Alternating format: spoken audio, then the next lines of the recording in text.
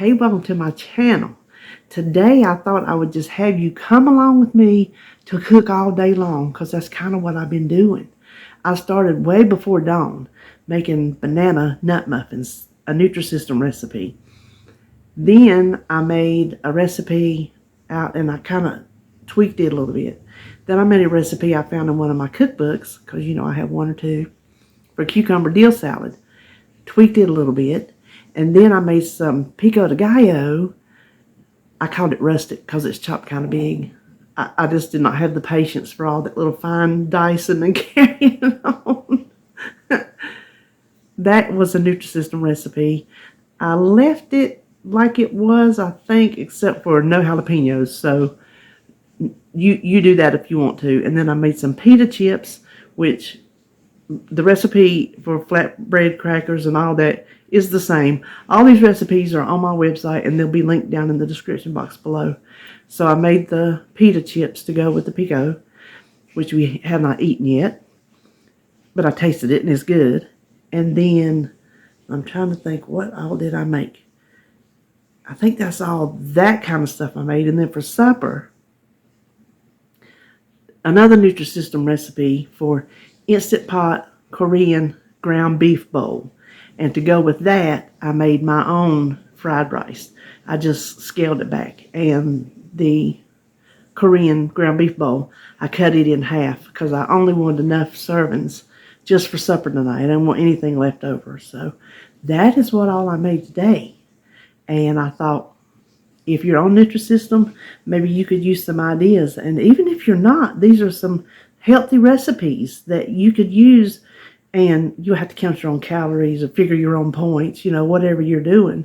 But they're all healthy recipes that I think you could somehow work into your menu plan. So let's just turn around and get started cooking. I thought we would throw together this quick cucumber salad because I bought too many cucumbers. I'm just terrible with produce. This is a recipe out of one of my cookbooks. It's a cucumber dill salad. Now, it says use one whole seedless cucumber, but I just have regular cucumber, so this is two. You can use either one you want, so we'll just set that to the side. Now, I'm going to mix the dressing in this bowl. What I have here is 2 tablespoons of white vinegar, and then I need to add a tablespoon of lemon juice,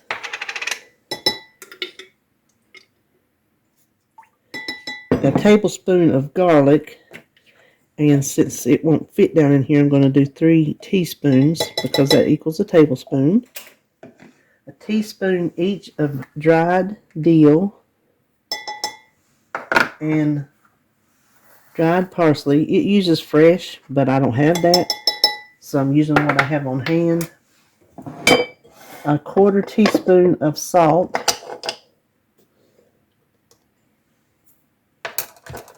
And then just a little bit of pepper.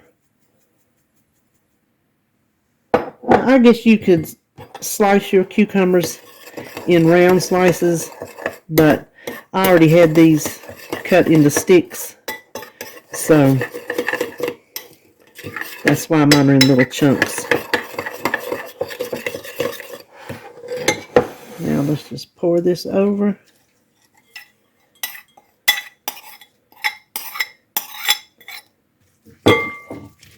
And I'm going to say, let's let this sit in the refrigerator. Well, this is early in the morning, so I'm just going to let it sit most of the day before I try to eat it. So here is the final result. I'm having lunch. I tasted it. It's been in the refrigerator for probably 6 hours. And the flavors have come through real good. The only thing I would change is I wouldn't put as much garlic. It's a little strong on the garlic, so I wrote the recipe for a teaspoon. Now, you can do it to taste, but I changed it from a tablespoon to a teaspoon. But other than that, it's really good. This recipe is a Nutrisystem recipe, banana nut muffins. And what I have in here is 2 mashed bananas. To that, I'm going to add 1 cup of old-fashioned oatmeal.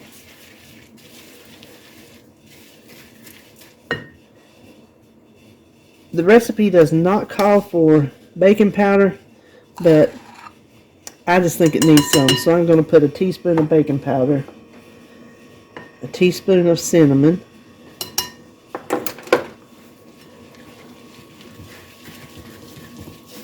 now these are going to be a dense muffin, like a baked oatmeal. And then I'm going to add a half a cup of chopped or crushed walnuts. And this is a mortar pestle sent to me by a dear subscriber. Very handy with nuts, especially. Instead of trying to chop them or beat them with the rolling pin like I used to do, you just put them in here and you just grind them down until they're the texture that you want them. So I think I've got these where I want them. The original recipe calls for cashews, but I think walnuts go better with banana bread or banana muffins, whatever you want to call it. So I'm just going to stir this around, and you know what I'm going to do? I'm going to give it a quick little taste and see, if I want more oatmeal. So hold on just a second. More cinnamon. Okay, I tasted it, and I think it could benefit from a couple tablespoons of brown sugar substitute. This is the Truvia Sweet Complete. And then I also think it absolutely could use a little more cinnamon. So I'm going to do about a half a teaspoon. So about a teaspoon and a half. All right. I gave that a little taste. I think that's better. I think that fixed it up. Now, it only makes 5 muffins, which I don't understand why it didn't make 6, but it says 5, so to get the right texture, I'm going to do 5. So you can tell this filled them up to the top. Now they bake at 350 for, it says 15 to 20 minutes, so I'm going to check it after 15. This is after 15 minutes. I've already checked it. The toothpick comes out clean. So I'm just going to let them sit here and cool enough to get them out of the pan without breaking apart. Here's the final product. I cut it in half so you can see the texture. I tasted it already. The nuts and the cinnamon do it. I think it could use a little salt. So I think next time I would add a little salt to it. That would just bring out the sweetness a little bit more. But I consider these a win. I'll make these again. So I'm going to go over here and have my snack. Now I thought we'd make that Pico De Gallo that I didn't make this week. Just for whatever reason, I didn't get around to it. I have 4 Roma tomatoes. I just chopped mine rough. You can chop them as small as you like. I'm just doing a rough chop here. And to that, we're going to add how much ever onion you want. I'm using red onion because I have some in the freezer that needs to be used up. And you can see it's rough chopped as well. I'm not being very picky with this. Now, this is the cilantro that I already cleaned and dried. It's been ready for me. I have a video on this, but I'm going to show you right quick. I have new subscribers who have maybe not seen the game-changing cilantro trick. Keep it tied at the stem, take a fork, and just start raking through. Now all I need is a 1/4 cup, thereabouts, so I'm not going to need the whole thing. That's probably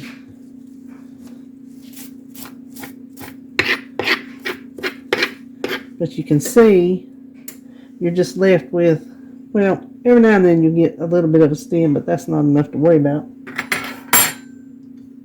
That beats standing there and picking the leaves off one by one by a mile. Now I'm just going to kind of give these a little rough chop. We'll call this a rustic pico. Okay, let me move that out of the way. Then we want a clove of minced garlic. And since this is going to be eaten raw, I'm not going to, I usually eyeball it like that, but I thought, well, today Today I'll actually measure. So that was a teaspoon. We want some salt. It may very well take more salt when you eat it because of the tomatoes. A little bit of pepper. And then the juice of 1 lime. Now, you can add jalapenos because typically Pico has jalapenos. We don't eat those, so you can definitely add those at your discretion. Seemed like somebody told me to turn it upside down. Let me try that.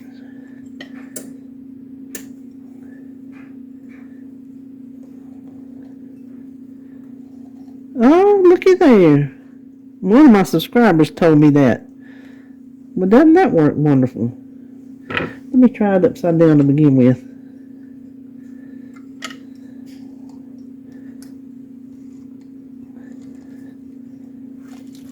Oh, gosh. There's a whole lot more juice comes out that way. Thank you to whoever told me that. Yeah, that's a lot of lime juice. Now this needs to sit in the fridge. You know what? I'm going to add some more cilantro. That just does not look like enough for me. Let me slide that stuff out. Maybe we'll just finish this off. There, I think that looks better. I see a stem, but now, I think what I was saying was this needs to sit in the refrigerator a little bit to get the flavors to marry together. There's another stem. Still a lot less stems. A lot less trouble than when you try to pick it off the stems. So we're going to let this sit in the refrigerator, and in the meantime, I'm going to bake some pita chips. So I'm using pita chips. Now, these are a little bit more aggravating. See, I tried to cut the around the edges, but it's so fragile that I'm gonna have to go at this a different route. But I like the butter spray. I just think it gives it a good flavor. Maybe we'll just leave these chips like this. And, give a little bit of salt. Let's see.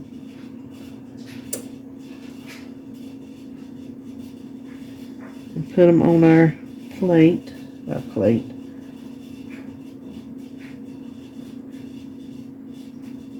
Okay, that's the easy way.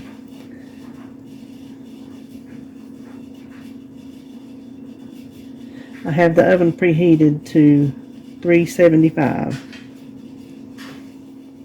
Okay, now I will check these after 5 minutes. Sometimes I flip them, and I'm just going to be honest with you. Sometimes I'm lazy, and I don't flip them, and they're fine. So you do, like if they look like they're getting too brown on the bottom, then go ahead and flip them.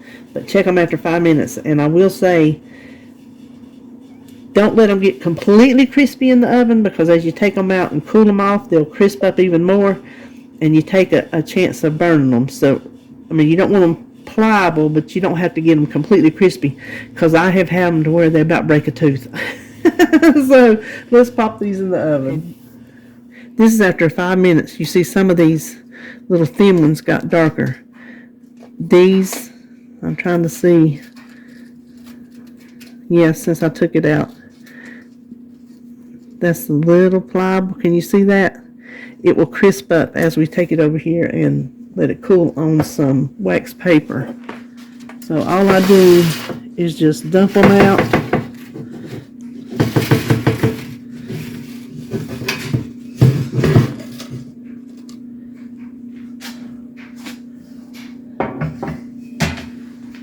Spread them out and let them cool.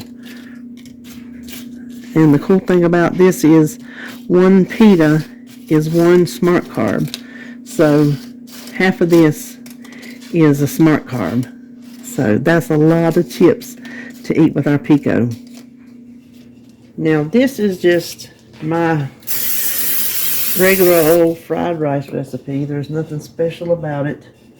I think I've made it on this channel before. So I'm going to start by scrambling 2 eggs.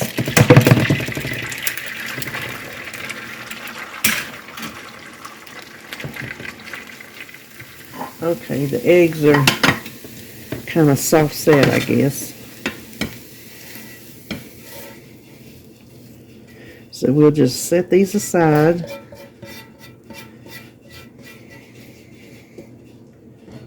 Oops, sorry about that. Then we're going to heat 1 teaspoon of oil, and I use avocado. To that we want to add a 1/2 cup of peas and carrots, and this was a 1/2 cup frozen, but I thawed it out in the microwave, so they did shrink, but that is close enough. And 2 green onions that I've chopped.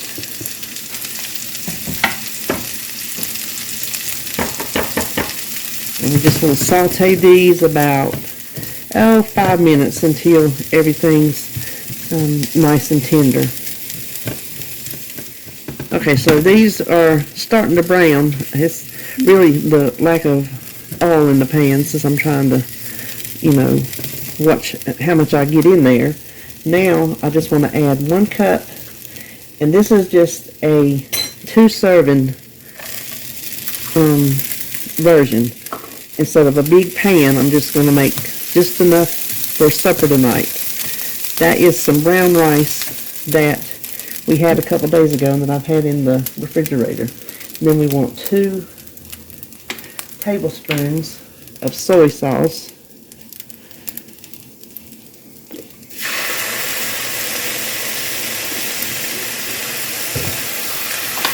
And our eggs.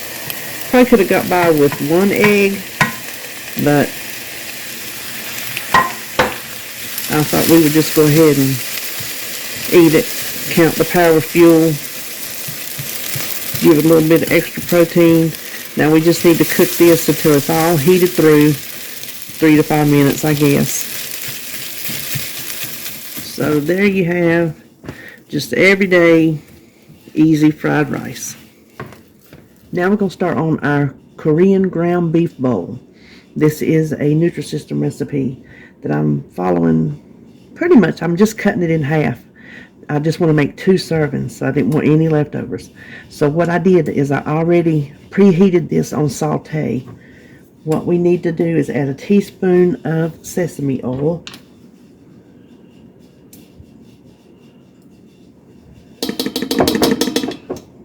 Hold on, let me throw this across. Kind of make sure it's around. Oh, it's very fragrant. And then we want to add 1/2 of a red bell pepper.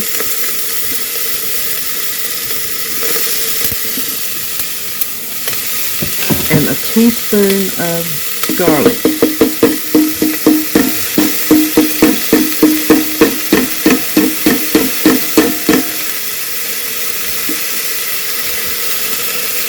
There's that eyeballing that we were talking about earlier. And then we're just going to saute this until they are softened. Okay, so these are soft enough, starting to brown on the bottom, so I'm going to go ahead and add my hamburger. I have a 1/2 pound, because like I said, I'm cutting this in half, so I just have 8 ounces.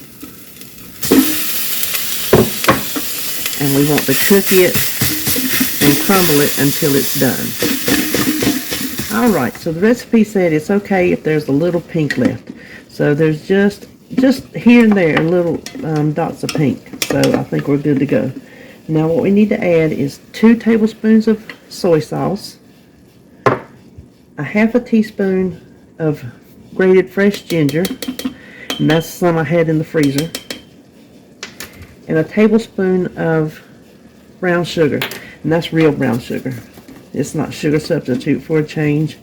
So let's stir that in really good. Now it says low sodium beef broth. This is a 1/2 cup. I did not want to open a can just for a 1/2 cup. So this is beef bouillon, so it's higher in sodium than they want you to have, but I'm making an exception. So get that in there, and then we just want to put the lid on, seal it, pressure cook for 7 minutes. And they want us to do a complete natural release. So when it's through, we're just going to let it sit here until the valve pops down, and then we'll be back to thicken it. Okay, you can't see down here, but it took barely 10 minutes to release pressure. So this was very fast to cook. Now, it does not say to put it on saute, but we need to thicken it up. You can see how soupy it is. And what I have here is 1 tablespoon of cornstarch to 2 tablespoons of water. And we'll see how long it takes to thicken that. But I'm thinking we're going to need to let it come up and cook a little bit with some heat. Okay, I think that's as thick as I want it, if you can see, because I do want some juice to go down. See, it's just a little thick gravy, but I want some juice to go down on the fried rice. So let me plate this up, and then we'll see what we got. Here is our supper. It is the Instant Pot Korean ground beef bowl on top of the fried rice, with a little bit of sliced green onions and sesame seeds for garnish. I have the fried rice at 1 smart carb and 1 extra, and the ground beef bowl at 2 power fuels and 1 extra. So that that satisfies our supper formula. That's what I like to call it, a formula. And that will be it for this video. I hope you enjoyed this full day of cooking, and there will be also a what I eat in a day video later on this evening. So I will see you then.